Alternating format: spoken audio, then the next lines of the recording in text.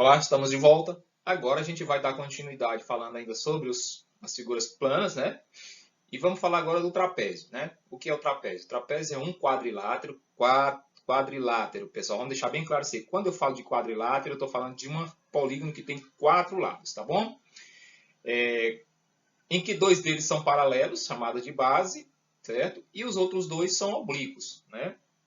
Existem 3 maneiras de a gente classificar um trapézio. O trapézio pode ser um trapézio retângulo, se ele tem 2 ângulos retos, tá vendo aqui? Ele pode ser um trapézio isósceles, se ele tem os lados oblíquos iguais. Primeiro, pessoal, vamos definir o que são oblíquos e paralelos, tá? Esses 2 lados não vão se encontrar nunca, eles são paralelos, eles são chamados de base. Esses 2 lados aqui, eles vão se aproximando para um lado e vão se afastando para o outro lado. Então, são os oblíquos, tá?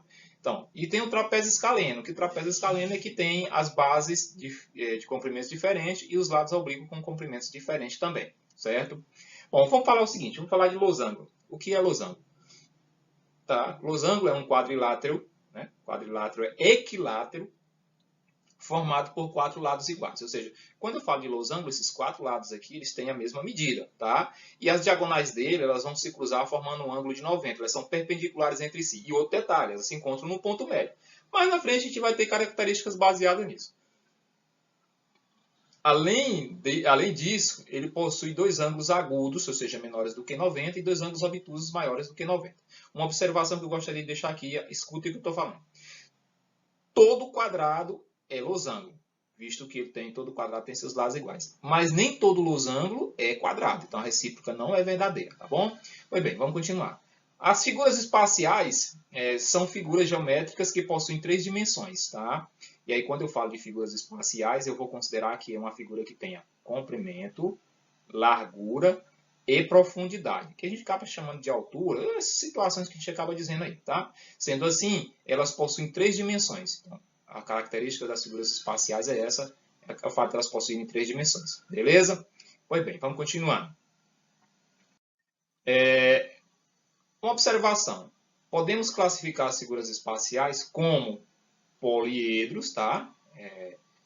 Observar aqui, são os poliedros, ou corpos redondos, tá? Ou corpos que rolam. São chamadas de figuras espaciais, essas figuras aí.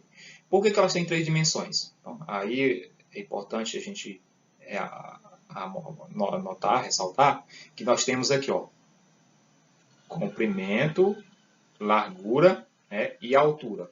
Ou então seria comprimento, largura e profundidade, assim como vocês queiram, tá? Então, a diferença dos corpos que rolam e as figuras dos poliedros, chamados também de paralelepípedos, certo? É que, veja bem, os poliedros, todas as faces deles são planos, tá? Planos. Aqui são triângulos e um hexágono.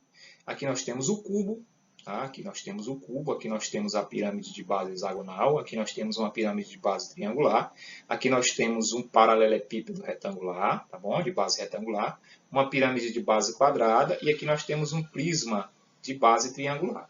Já os corpos redondos, ou eles possuem superfície curva e plana, ou eles possuem só superfície em curvas, que é o caso da esfera, só tem curva. O cone tem curva e plana, o cilindro curva e plana, e o tronco de cone tem superfícies curvas e planas, certo? Dessa forma a gente trata essas situações. Continuando. Aqui nós temos 2 situações a analisar.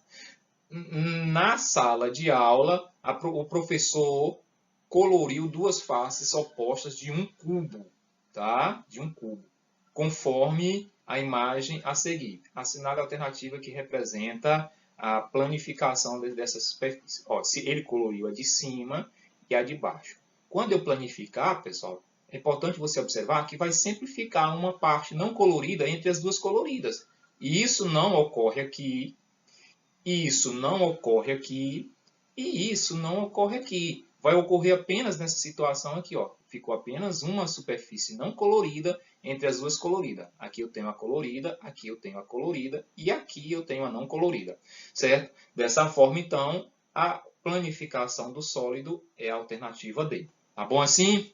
Pois bem, vamos ao exemplo 2, que diz o seguinte. Observe as imagens 1, 2, 3 e 4 a seguir, certo? A planificação de uma caixa com base triangular é representada por... O que é uma caixa de base triangular? Pronto, eu vou formar aqui. Eu vou basicamente tentar formar aqui uma situação dessas.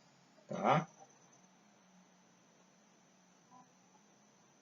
Quando eu planifico esse trem aqui, ele vai ter ó, essa face paralelogramo, essa face paralelogramo e essa face paralelogramo. 3. E apenas duas faces triangulares, o que dá aí 5. Aqui eu tenho ó, 1, 2, 3 retângulo e 2 triângulos. Portanto, a alternativa certa é essa. Por que essa aqui não é? 1, 2, 3, 4 retângulos.